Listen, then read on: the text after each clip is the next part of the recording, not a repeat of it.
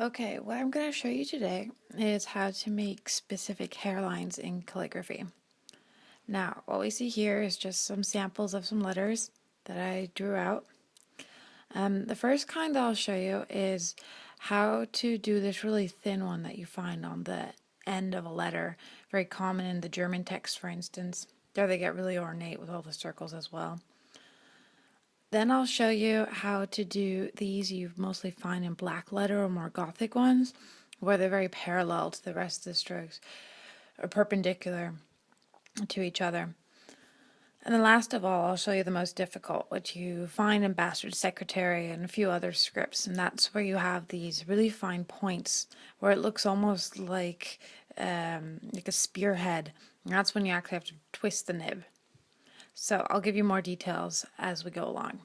The first is pretty much the easiest. After you draw your baseline, you want to get this little foot part. So first you draw the broad part of it, and then you pretty much take the corner of your nib. I like using the left side because I'm right-handed, and you just draw down and over. If you run out of ink at this point, like you saw I did up here, what you can do is, I'll show you right up here. So you draw it over, and now let's say you're out of ink. Oh no, what do I do? So you just put a bit more ink on your nib, set it here at the corner where you started the first stroke, and then again just following your original line, just pull it down and over. Don't make a mistake like that. Right, and then the same thing for the body of the K. You come here and then you just lift off while keeping the left side attached, and then you just continue drawing with the corner of the nib.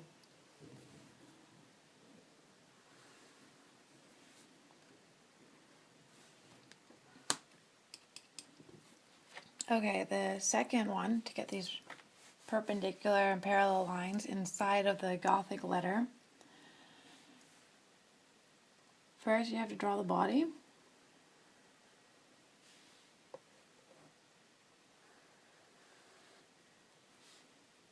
And again, this is just using the corner of the nib down here.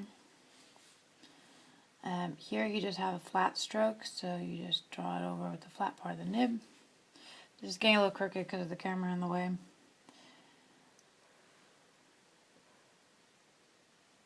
And then to get those, you turn the nib 90 degrees. So you're not holding at the correct angle anymore. Now you're holding it parallel to the original line. And you just pull it down while keeping the whole nib flat on the page. See, I'm over here. So you're not using the corner this time. If you would use the corner for these strokes, I'll just draw another one. It'll look crappy, but you'll see. It's, while I'm trying to stay steady, it's going to be a lot more crooked at the end, even though I'm trying to hold it flat. So just use the flat part for that. And then to do the other ones, you can also use the nib, either like this or the other direction, whichever you're more comfortable with. The third version, the Nib Twist, this one's more difficult.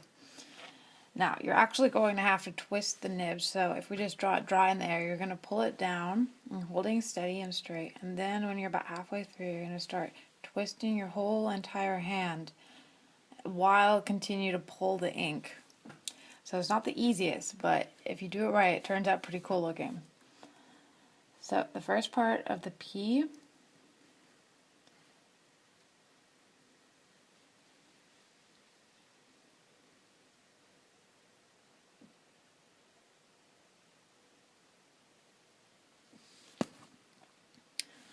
and as you can see, I was a little bit crooked up here.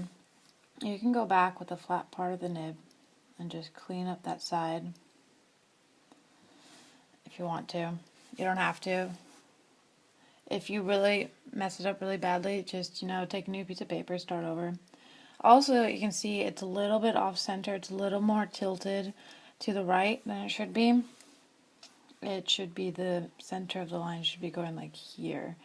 Again, my fault, but we can do another one just for practice.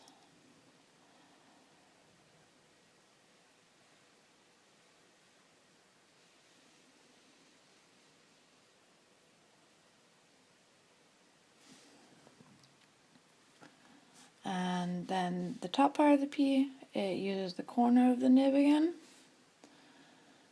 Then you just pull the body down and connect the line over.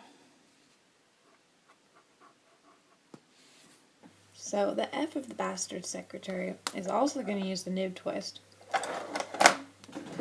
This one needs to be a bit thinner because it's going to get the belly attachment. If you do it too heavy, then it's going to look really awkward on the page. So we start at the top, pull it down, and then already start rotating, trying to keep the nib in the center of the line, and pull it down until it's straight.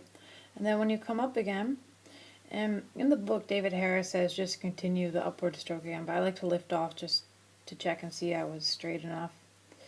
So yeah, when you come up, you go to the baseline, and then you just pull the belly out like that. Put in the cross and the top. In conclusion, what you'll be doing here, lift off the corner of the nib. The left side works better for right-handed people. Here, hold the nib perpendicular. I'll show you with the nib. So here you just lift off on the corner when you're drawing. Here you hold it perpendicular or horizontal. And here you have to put in the twist while moving your hand and pulling down at the same time.